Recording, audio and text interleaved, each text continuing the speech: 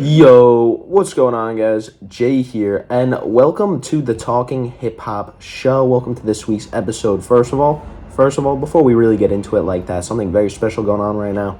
This is going to be the first episode ever going up onto my YouTube, so this one might be a little bit weird in terms of the recording audio and stuff. So if you're listening on Spotify, be sure to go follow me on Spotify, Talking Hip Hop Show. And also, to get the cross promotion going, go to YouTube and subscribe, hit the bell, follow, share, like, all that shit.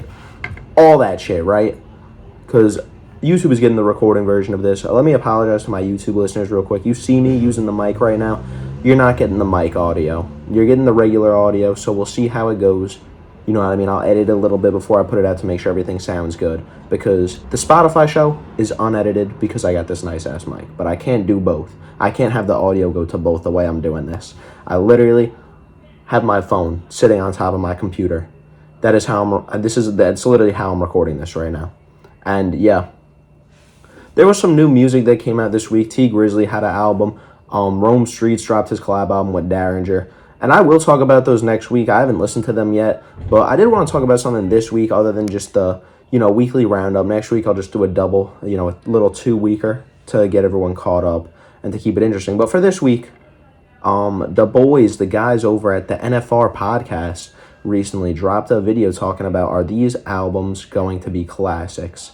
And in that video, they had, let's look at the list real quick, 3, 6, 8, 10... I think 13, assuming I'm counting correctly. They had 13 albums that came out in the 2020's decade and asked, will these albums become classics? I saw Sean C. gave a reaction to this as well and gave his thoughts. And I was like, what the hell? When I watched their video, I enjoyed it. I felt like it was interesting albums. It's just albums that I like talking about, you know what I mean? And yeah, I was like, let's do this. Let's talk about these projects and I'll tell you if I think they're going to be classics or not. It's fairly self-explanatory, right? Getting right into it. The first album, I should say, my apologies, on the list is Utopia by Travis Scott. Now, first of all, let me just say, it's too early to say if any of these albums are going to definitively be classics. I feel like to definitively be a classic, you need about 5 years because staying power is very important. But yeah, Utopia, Travis Scott. This album is just barely a year old. It just recently turned a year old. I think you need about 5 years to really sit with an album and to see the impact that has, the influence, to see if it has that staying power. So I won't be vindictively saying if any of these albums are classics. But I think a lot of these do have the potential. And Utopia by Travis Scott is definitely one of those. I think this is the best albums of the 2020's decade so far, of the whole decade so far. And yeah, this is, I think, the most recent album on here. Yeah, this is the most recent album. The second most recent, actually. We have We Don't Trust You that we'll talk about later. So this is the second most recent album on here. So there might be some recency bias. But just looking at this track list, looking at already the influence it's had on the mainstream rap game, and talking about an album like 2093 by Yeet, which isn't that good, but is no doubt inspired by the aesthetics that Travis Scott used on Utopia, the very spacey vibes and futuristic soundscapes. This album definitely has potential too. It's Travis's most inventive album. It's Travis's most experimental and his most innovative project. You have the super banger of an intro, Hyena, which utilizes some industrial type hip-hop drums into a boom-bap instrumental that Travis Scott really raps his ass off over. Modern Jam with Tizo Touchdown is an incredible song. My Eyes, one of Travis's best songs. Sirens is great. Meltdown with Drake is still a banger, although I will say I re-listened to this track recently. Drake's verse really does not hold up, where he's acting all tough and gangster. Because he got played. He got killed by Kendrick Lamar, so. Anyways, Fiend with Cardi is a banger. Huge banger. Beyonce was on here. Topia Twins. I know a lot of people don't like Topia Twins, but this is a banger to me. I love Topia Twins. I'm not going to hold you. The 21 Savage verse is kind of mid, but I like Rob 49's performance. I like the chorus, the beat. Travis is great. Circus Maximus with Sway Lee. Incredible song. Parasail. It's a very woozy, trippy type of track with Young Lean and Dave Chappelle as well, but it's very solid and it makes for a nice interlude on this project. Schizo with Young Thug is a 6-minute long rap. It's just a rap showcase of Travis showing how, again, he's not the best lyricist in the game, but he is really showing you that he can rap like that. He's really showing you that he's got flows and he's got bars, even though it's not like bars, but he's got one-liners. He's got memorable stuff that he's saying. Lost Forever with West Side Gun. Pretty monumental to see Travis work with West Side Gun and The Alchemist. Love with Kid Cudi was good, but kind of forgettable. There's K-pop. Telekinesis and Till Further Notice, though, with SZA and Future and 21 Savage and James Blake, respectively, are, again, two of the best songs on this album. Just for, like, retrospect, if I was going to do songs that I'm saying are 10 out of 10s on here, Modern Jam, no doubt. My Eyes, no doubt. I didn't even mention I Know. I Know's a huge banger as well. Schizo, I could give a 10 to. Telekinesis and Till Further Notice. The worst song on here is K-pop, and it's barely even bad. I mean, I think this is a super fun, inventive project. Travis Scott really did something here. And Utopia's been one of my favorite albums to release since it came out. So, shout out to Utopia. I think it definitely might be a classic. Next album on the list. An album that Utopia is actually heavily influenced by, Donda. Now, if you know me, you know I'm not the biggest Ye fan, Ye supporter. But I do really like Donda. I think there are some amazing moments on this album. When we talk about the first half of the album, Jail, Off the Grid, Hurricane. A lot of people like Moon, and I think it's alright. Jesus Lord with Jay Electronica's fucking great. Oh my god, such an amazing song, to be honest. It's very slept on. You had some mid moments like the part 2 tracks, like Tell the Vision. Keep My Spirit Alive with the Griselda Boys, Conway, and West Side is good. I don't really care for New Again or Come to Life, Junior, Okay. 24. A lot of these songs are not doing a lot for me. There are definitely some classic moments throughout this track list, but not a lot I'm revisiting. I'll be honest, there's not a single song on here in my active rotation. Although I will say, as I work on the fall playlist, tracks like Jail, tracks like Life of the Party with 3 Stacks, tracks like Hurricane will be making an appearance. Maybe even Remote Control. But yeah, this is an album that in my mind, it won't be a classic to me, but I know a lot of people hold this currently and will continue to hold it in a very high regard. And I'm not going to necessarily, okay, I disagree with you if you do, but I understand there's a moment and this album people hold very dearly. I'm not going to knock that, but I don't think it's a classic. I don't think it will be a classic either, which I know I'm not making any judgments about albums that it will. Or no, I'm pretty much predicting. I take it back. I'm pretty much predicting. I predict Utopia could be viewed as a classic. Donda, not so much. But there's some great moments in here. There are some great fucking moments in this album. But honestly, even back to when it came out, and I have content about this album on my YouTube channel. If you want to go look at my Donda versus Certified Lover Boy tracklist battle from last year, there's just some, you know what I mean? There was a lot of potential here and a lot of amazing songs, but overall, it's way too messy, way too much going on, way too many misses. And Kanye's just not a good lyricist on this album, for the most part, on top of that, which also really holds it back. Now, the next album we're talking about is the most recent one. This is We Don't Trust You, Future and Metro Boomin. I will say recency bias is there. This album came out 6 months ago. But given everything that's happened after, given the quality of this track list, I don't think this is Future's second best album necessarily, but I do think this has potential to age as Future's second classic album, in my opinion. Because the impact this had, this album is huge. This album is filled front to back with hits. There's very few mid moments. Just looking at the track list, We Don't Trust You is a powerful fucking opener that really set the landscape for the vibe here. It was very cinematic, very anthemic. Then Young Metro, banger. Ice Attack, banger. Type Shit, banger. If you remove Claustrophobic from this track list, I think it's the worst song here, to be honest. I'm not a big fan of Claustrophobic, but so it's just a Future flexing track. It's him really flexing about all the houses and stuff he could buy, but then we get to like that. Whew. then we get to Like That. Like That's the best song to come out this year. I'm sorry. I'm sorry. Some people might see me say that and be kind of upset about it, but no, this is the banger of the year. Slimed In goes hard as fuck. Magic Don Juan, Princess Diana. Great beat switch on here. I love the aggressive flows that Future's bringing. Cinderella with Travis Scott is a low-key nocturnal banger with some great melodies. Running Out of Time's cool. Fried She a Vibe, Ain't No Love, But then Everyday Hustle with Rick Ross is fucking great. GTA is a really moody, dark, violent banger. Seen It All is cool. What the fuck you mean? For being the longest track here, now that I'm looking at it, almost 5 minutes, 4 minutes and 53 seconds, definitely a little OD.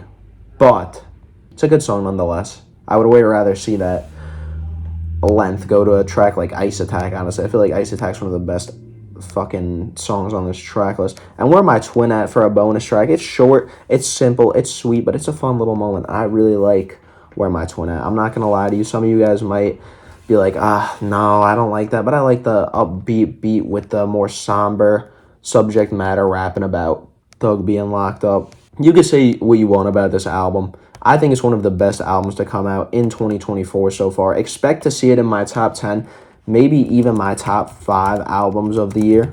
I'm just putting it out there. When I do my end of the year list, it will be there. One of the best albums this year. And I think it has the potential, it has the hype, it has the impact around it in terms of the beef, in terms of it just being really the biggest, most popular album of 2024 in hip-hop. There's a lot going for it right now. It is still early, you know what I mean? We'll see 3-4 years down the line in 2027. Ask me if I think it's going to be a classic still. Maybe it fades out of my rotation entirely, but this has probably been my most played album of the year, so I definitely think there's some potential for a classic there. Next album, Mr. Morale and the Big Fucking Steppers. This one's tough for me, to be honest. First of all, just offer, this is the first album on the list that I have on vinyl, which is cool. There's a couple on here I have on vinyl. Cool. I like this album. You could tell I'm a fan. I love Kendrick. And man, I'm going to be honest with you guys. I don't know. This, I think, is really too early to tell. Because as is, I don't revisit this project a whole bunch, but when I do, it's impactful. When I do, it's powerful. When I do, it's nuanced. And the stuff that Kendrick is saying here, he's saying it so well, with so much intent, with so much... Again, I'm going to use the word nuance because Kendrick really has a lot of themes that he's weaving together here, and he does it incredibly well, talking about being a father, talking about what it means to be a good person, talking about what it means to be real, talking about learning how to heal and move on from your flaws and the importance of becoming a better person and working on yourself. There's a lot of stuff here that Kendrick is doing so well. The content matter here really is one of the most potent albums of all time. There are reasons why I don't think this album is going to age as a classic.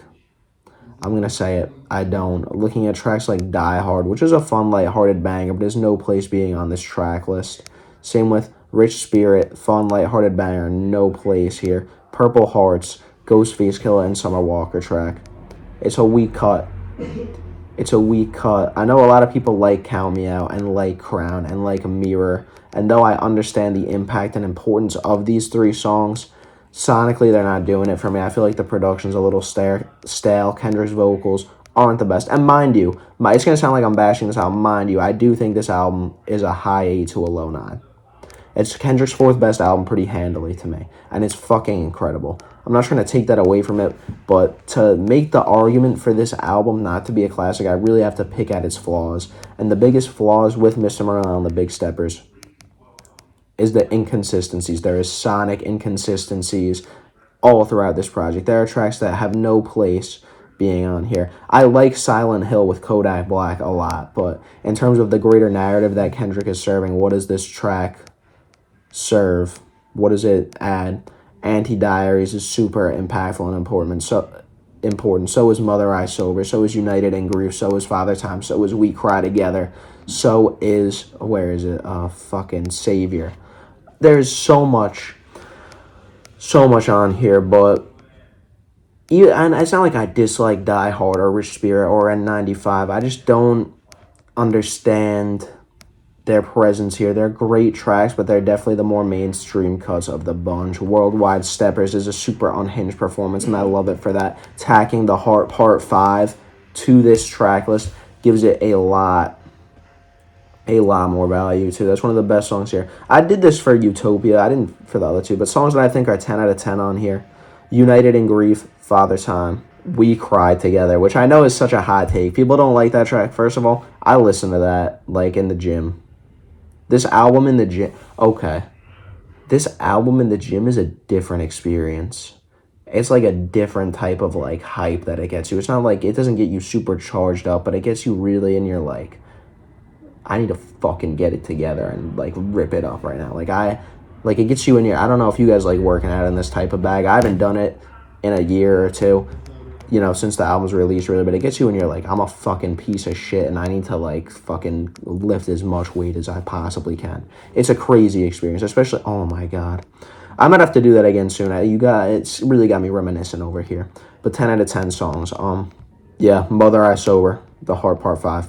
I love this album, and it's amazing. I know it sounded like I just bashed it for like 5 minutes straight, but for all these albums, if I'm going to say that I don't think they're going to be classics, I have to pick out their flaws with them. And on arrival, there were tracks on here that already sounded kind of dated and like they didn't belong. So I don't think those songs are going to necessarily age any better. Although the album as a whole, I do think will stay very important, relevant, and impactful given the themes that it discusses.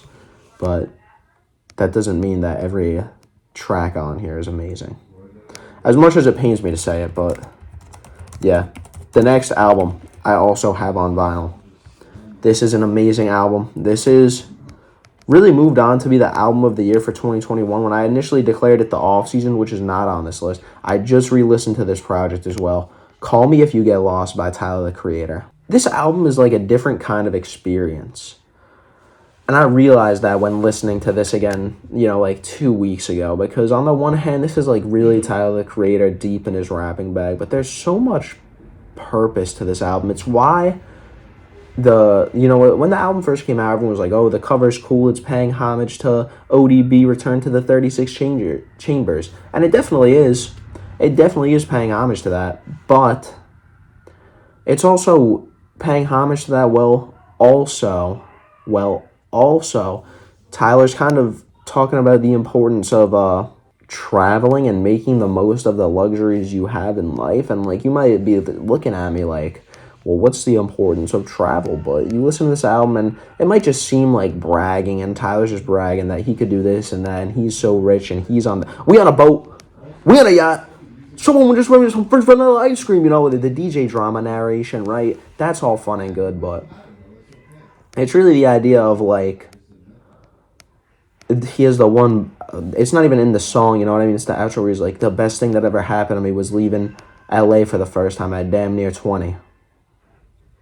This album is about personal growth, but through expanding your mindset, through learning to love yourself and love what you have in life. This album is so braggadocious, but in a way that's so different than any Future or Drake or Jay-Z project. Because this album isn't him just flexing the price tag on his cars and on his houses.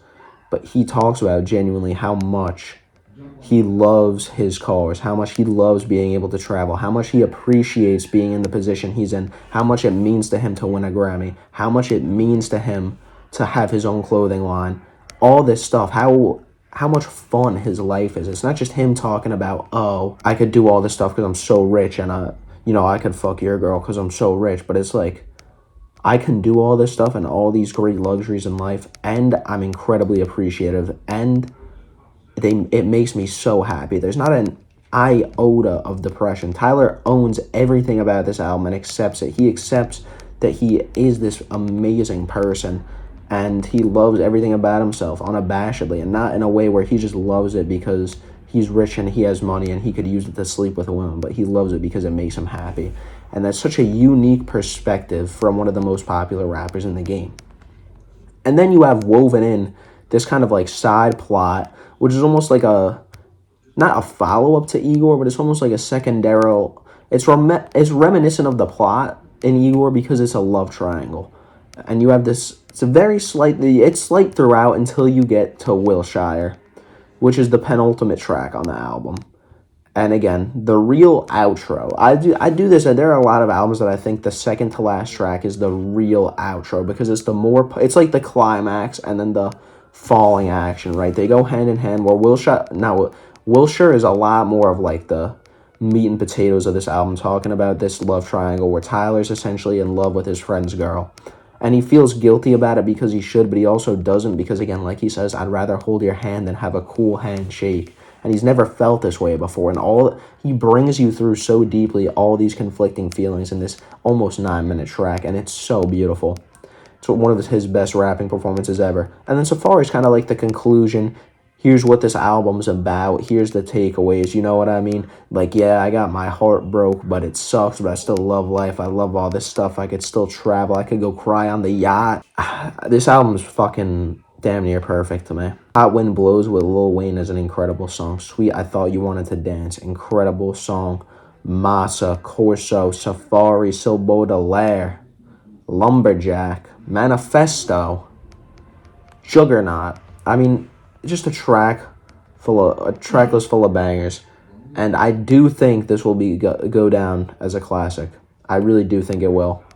It's such a good combination of like rapidy rapping and lyricism, but also this Tyler alt indie type of aesthetic he brings to everything. His creativity that is bound by no genres that he brings to this rap DJ drama mixtape. Amazing, honestly, amazing album. Next up, we have another Metro Boomin placement, Heroes and Villains. And I'll say off rip, I don't think this is going to go down as an overall classic album. It is going to lack the impact inherently by it being a trap album. Now, if you want to call this a classic for the subgenre of trap, I think it could get there. I think in the grand scheme of hip-hop, impact and influence is very important, and this isn't a influential album. This is the best curator, tastemaker in trap music, bringing together a handful of artists to make the best product of modern trap. And it's not as much a influential album as it is a product of what's going on right now. And this tastemaking that Metro has done over the past 5 years in the mainstream hip-hop landscape. Of course, there are amazing trap bangers that I think will be timeless, like Superhero with Future and Chris Brown, Raindrops with Travis Scott, Umbrella with 21 Savage and Young Nudy, Metro Spider with Young Thug, Walk 'Em Down with 21 Savage and Mustafa, Niagara Falls Footer 2 with Travis Scott and 21 Savage is also great. And I know a lot of people love Feel the Fire and by A$AP Rocky and Takeoff. And to be honest, I do too. Like, it's not like I don't love that song, but I don't think it's one of the best on the track list. I think every song, I just said is better than it. Hot take, possibly. You also have a #1 Billboard hit with Creepin' by The Weeknd and 21 Savage. Like, this album is a success. It's pretty damn amazing. I think this is one of the best trap albums to come out of the last 5 years. But I don't know. I don't know if it's going to have that pedigree. And I don't know how well it's really going to age. Because, like, Not All Heroes Wear Capes, the first Metro Boomin solo trap album, is great. I like it a lot, but I'm not revisiting a whole bunch from there. So, again, maybe ask me in 2027 my thoughts. The next one, I can make a strong argument for and a strong argument against. I'm sorry, I'm like looking up the track list on my computer while I speak and I'm getting confused. Whole Lotta Red by Playboi Carti. The impact and influence is there. It's already there.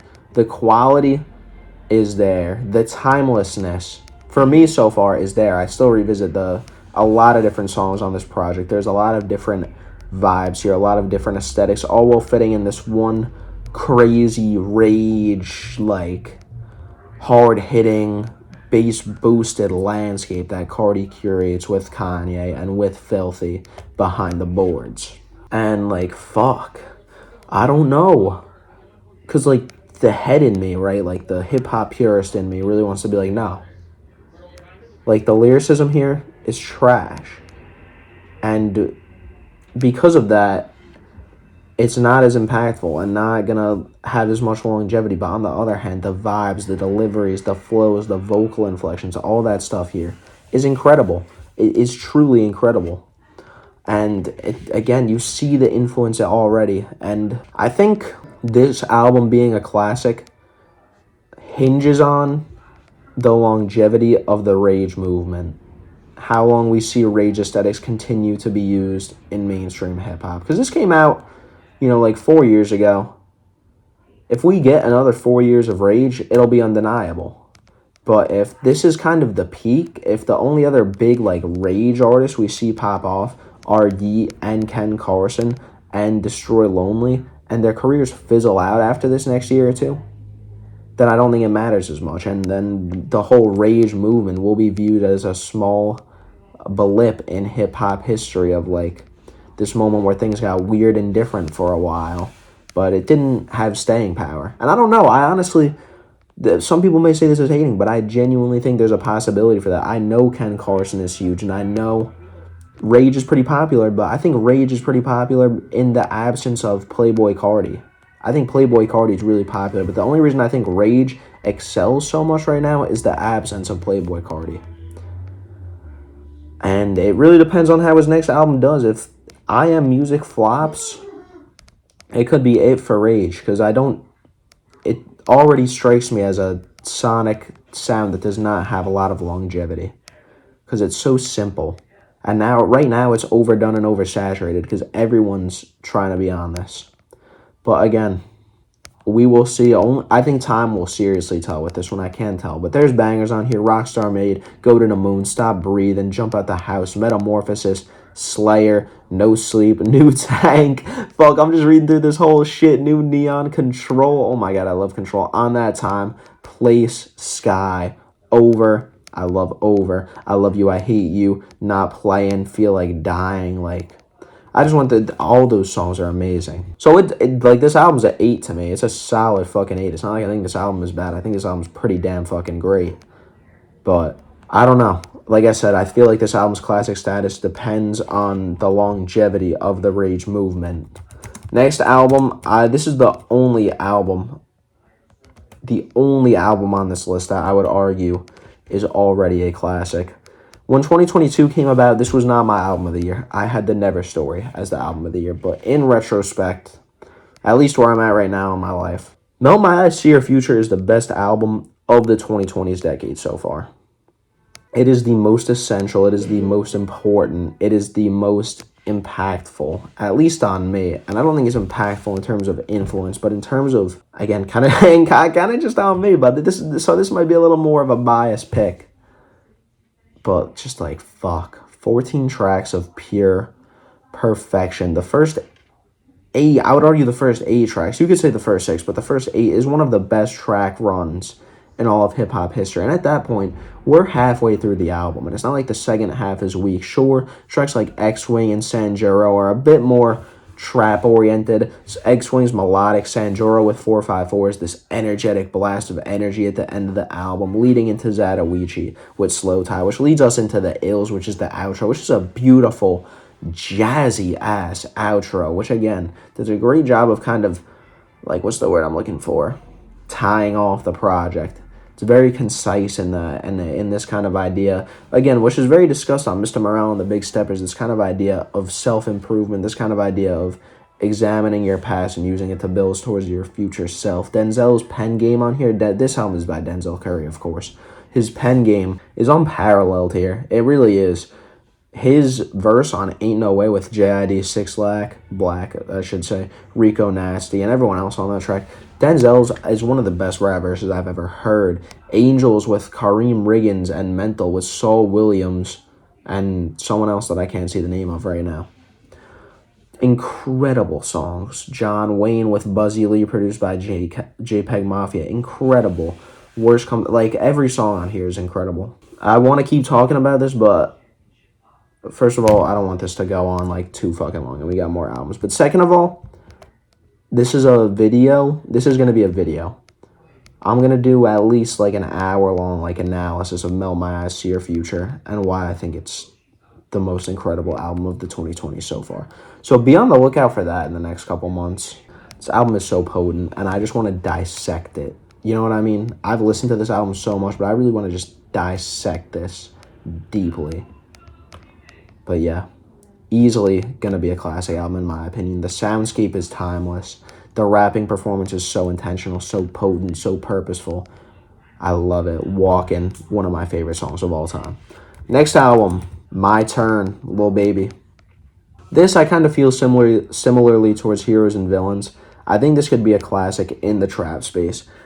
Honestly, and this might be a really fucking hot take, but I think it has potential to be a classic in general. When you just look at, and this was like I still love this album. I love this project. This is going to be another biased take for me, but just the amount of hits, like the amount of just undeniable like hits, like high charting on Billboard, had longevity, still could be played to this day on this album. Like just genuine bona fide hits, more than Utopia, more than Donda, more than any other track list on here.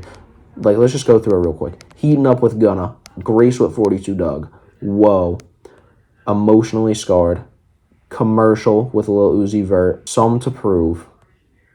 You also add on the deluxe, it's slipping my mind, but it's bigger than black and white. It's a problem with the whole way of life. It ain't change overnight. That song was also huge. But the songs throughout the rest of the album aren't just filler. You know what I mean? It's not like the rest of this is just filler. Can't Explain with Young Thug is great. Forever with Lil Wayne, great. Moneybag, No Sucker with Moneybag Yo, great. Live Off My Closet with Future, great. But it's not just that too. The solo cuts here are also great. Catch the Sun, solid. Get Ugly, How, same thing. Like, I don't know. I don't think there's a bad track on this album. I think that, again, this is mainly a time will tell, but I think it could go either way. I really think it could go either way. Because, again, this isn't the most inventive or impactful, but this is just one of the most consistent, most best, but one of the most best albums, trap albums, to come out of the 2020s so far. I still spin this album every couple of months. So, yeah. Lil Baby could, I think how his career goes will really, how his next album pans out and all that will really, because if he flops again and just falls off, people are going to be very hesitant to say My Turn's a classic. But if he makes a comeback and drops another great album, people are going to start talking about My Turn in very high praise again and start talking about Lil Baby in very high praise again. I hope he does. I love Baby. I love My Turn. There's definitely some classic potential here. Next album, Alfredo. This one, I think, is going to be a classic. Just based on the fact that this album's fucking great. That's literally it. This album is fucking great. Every song here is not just essential, but amazing. The Alchemist curates such a lush, vibrant, eccentric, almost like tropical soundscape, and Freddie Gibbs brings some of the best lyricism throughout his entire career to this project. Some of his best, most inventive flows as well. And he's just rapping about that life as a drug dealer, trap star, but it's over the type of production space, it's over the type of instrumentals we've never heard gangsta rap, coke rap veer into this type of sonic world and this soundscape. And oh my god, like the backdrop of this sounds like the most lush, vibrant thing ever, but then the lyrics are so like vile and gritty and like, man, it's such a good blend. It goes together so well. This album's special. This album is special. I know a lot of people like, I don't know if I could put this over Pinata, but I think in time I might be able to put this over Bandana.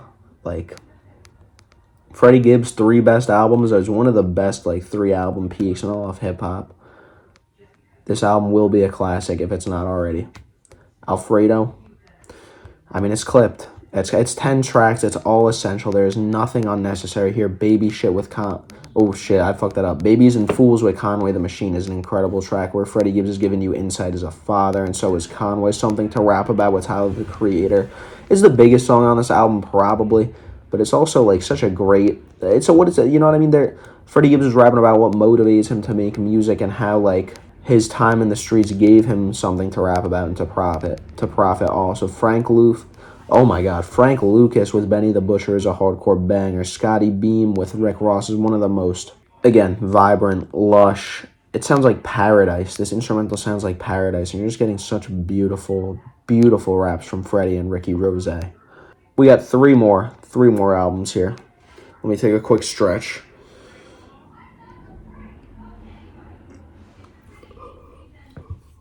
Oh, I feel so much looser now. The next one, this one I will handily say will probably not end up being a classic. So my apologies to Baby Keem, because The Melodic Blue is a great album. It came out like 3 years ago at this point, and it's a great album, but the only tracks I'm revisiting like are Trademark USA, Family Ties, and First Order of Business and Range Brothers, and maybe Do-Rag Activity and 16 sometimes. So that was a lot more than I expected to say initially. But the issue is these other 10 tracks, I'm really not going back to. Coco with Don Toliver, I will sometimes. Lost Souls is good. I like the inventiveness here. I like what Baby Keem's bringing to the table. It's very creative. It's very out there. There's nothing like it. But I feel like a lot of these ideas could be expounded upon and will be. This feels kind of like not a rough around the edges, but like it needs some more development. And that's how I felt about Vince Staples by Vince Staples.